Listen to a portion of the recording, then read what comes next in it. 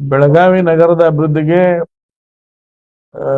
ಮೊದಲೇ ಸಲ ಯಡಿಯೂರಪ್ಪನವರು ಮುಖ್ಯಮಂತ್ರಿ ಆದಾಗ 2008ರಿಂದ ಪ್ರತಿ ವರ್ಷ 100 ಕೋಟಿ ರೂಪಾಯಿ ವಿಶೇಷ ಅನುದಾನ ಅಭಿವೃದ್ಧಿ ಕೊಡ್ತಾ ಇದ್ರು. ಅದಾದ ನಂತರ ಸಿದ್ದರಾಮಯ್ಯ ಅವರು ಮುಖ್ಯಮಂತ್ರಿ ಆದ ನಂತರ ಅವರು ಕೊಟ್ಟಿದ್ರು. ಆದ್ರೆ ಈಗ ಈ ಸರ್ಕಾರ ಬಂದು 3 ವರ್ಷಕ್ಕಿಂತ ಹೆಚ್ಚಾಯ್ತು. 3 ವರ್ಷದಿಂದ ಹಿಂದ 100 ಕೋಟಿ ರೂಪಾಯಿ ಅನುದಾನ ಕೊಡ್ತೇವೆ ಅಂತ ಹೇಳಿ ಘೋಷಣೆ ಮಾಡಿದ್ರು. ಎಸ್ಟಿಮೇಟ್ ಆಯ್ತು, ಎಲ್ಲ ಆಯ್ತು. ಇವತ್ತಿನ ತನಕ ಅನುದಾನದಿಂದ ಕೆಲಸಗಳನ್ನ ಟೆಂಡರ್ ಮಾಡ್ಕೊಂಡಾರ.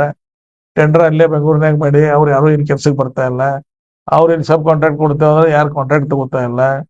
ಹೀಗಾಗಿ ಯಾವ್ದೇ ಸರ್ಕಾರ ಇದ್ರೆ ಒಂದು 5-6 ತಿಂಗಳಾಗ ಅಭಿವೃದ್ಧಿ ಕೆಲಸಗಳು ಪ್ರಾರಂಭ ಆಗ್ಬೇಕು.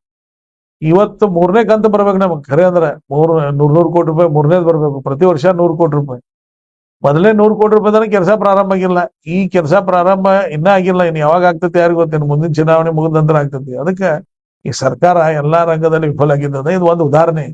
ಹೌಸಿಂಗ್ ಇರ್ಬೋದು, ರೋಡ್ ಪ್ಯಾಚ್ ವರ್ಕ್ ಮಾಡಕ್ ಇವ್ರಿಗೆ ಅಧಿವೇಶನ ಇದ್ದಾಗಿರ್ಬೋದು. ಗಣಪತಿ ಉತ್ಸವನಾಗ ಹೋದ ಸಲ ಪ್ರತಿ ವರ್ಷ ನಮಗೆ ಬರ್ತಿದ್ದು ಅಧಿವೇಶನಕ್ಕೆ.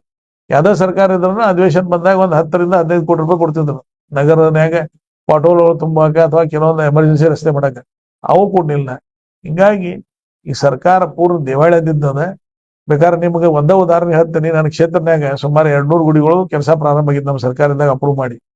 ಅದ್ ಮುಂದಿನ ಹಣ ಬಿಡುಗಡೆ ಮಾಡಿಲ್ಲ ಇನ್ನೂ ತನಕ. ಹಿಂಗಾಗಿ ಕಾಂಟ್ರಾಕ್ಟರ್ ಕೆಲಸ ಮಾಡ್ತಾ ಇಲ್ಲ. ಇವತ್ತು ಆ ಗುಡಿಗಳು ನೋಡಿದ್ರೆ ಪಿಲ್ಲರ್ಗಳು ಅದಾವ, ಸ್ಲ್ಯಾಪ್ ಇಲ್ಲ. ಸ್ಲ್ಯಾಪ್ ಇದ್ರೆ ಒಳಗೆ ಗಿಲಾವಿಲ್ಲ, ಗಿಲಾವಿದ್ರೆ ಬಾಗಲ ಹಚ್ಚಿಲ್ಲ. 2 ವರ್ಷದಿಂದ ಒಂದು ಸಮಾಜದ ಆಯಾ ಸಮಾಜದವ್ರ ಮಂದಿ ರೊಚ್ಚಿಗೆದ್ದಿದ್ದಾರೆ. ನಿಮ್ಗೆ ಹೇಳೋದ್ರೆ ನಿಮ್ಗೆ ತೋರಿಸ್ತಾನ ಬೇಕಾದ್ರೆ ಬರ್ರಿ. ಇರಾಕ್ ಆದಂಗ ಆಗಿದ್ದೈತಿ ಈ ಗುಡಿಗಳ ಪರಿಸ್ಥಿತಿ. ಸರಿ, ಇದಕ್ಕೆ ಸಂಬಂಧಪಟ್ಟಂಗೆ ಮಳೆಗಾಲದ ಅಧಿವೇಶನದಲ್ಲಿ ಯಾವ ರೀತಿ ಹೋರಾಟ ಮಾಡ್ತೀವಿ ಅಂತ? ಅಂದ್ರೆ ಮನುಷ್ಯ ಕೇಳುವಂತಾವಿದ್ರೆ ಹೋರಾಟ ಮಾಡಬಹುದು. ಕೇಳುವಂತ ಸರ್ಕಾರ ನೋಡೋಣ. ಈಗ ಹೊಸ ಮುಖ್ಯಮಂತ್ರಿ ಹೇಗಿದಾರೋ, ಏನ್ ಪರಿವರ್ತನೆ ತರ್ತಾರೆ. ಹೋರಾಟ ಎಲ್ಲ ಅವ್ರ ಪ್ರಶ್ನೆಗಳ ವಿಧಾನಸಭೆ ಒಳಗೆ ಯಾವ ರೀತಿ ಪ್ರಶ್ನೆಗಳ ಮುಖಾಂತರ ಸರ್ಕಾರವನ್ನು ಎಚ್ಚರಿಕೆ ಮಾಡುವಂತದ್ದು ಮಾಡ್ತೀವಿ. ಅದು ನನಗೇನ ಆಶ್ಚರ್ಯ ಐತಿ. ಈ ಸರ್ಕಾರ ಅಭಿವೃದ್ಧಿಗೆ ಒತ್ತು ಕೊಡ್ತೈತಿ ಅನ್ನೋದು.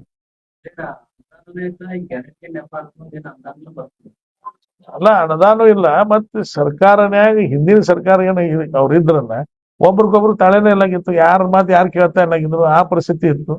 ಇವತ್ತು ಈ ಸರ್ಕಾರ ಸ್ಥಾಪನೆ ಆದ ನಂತರ ನೋಡಿರ್ಬೇಕು ನೀವು, ಬರೀ ಎಲ್ಲಾರು ದಿಲ್ಲಿಗೆ ಹೊಂಟಿದಾರ. ನನಗೆ MLA ಮಾಡು, ನನಗೆ ಈ ಪೋರ್ಟ್ಫೋಲಿಯೋ ಬೇಡ ಅಂತ. ಮಂತ್ರಿಗಳು ಎಲ್ಲಿ ಅದಾರ? ಅಲ್ಲ, ನೆರೆಗೂ ಇಲ್ಲ, ಬರೆಗೂ ಇಲ್ಲ, ಹೊರೆಗೂ ಇಲ್ಲ. ನೀವು ಬರೀ ನೆರೆ ಹೊರೆ ಅಷ್ಟೇ, ಬರೇಗ ಯಾರಿಗೂ ಇಲ್ಲ. ಅವ್ರ ಪೋರ್ಟ್ಫೋಲಿಯೋ ಚೇಂಜ್ ಮಾಡ್ರ ಅವರು ದಿಲ್ಲಿಗೆ ಅಡ್ಡಾಡದಾರ ಕೆಲವೊಂದ್ ಮಂದಿ.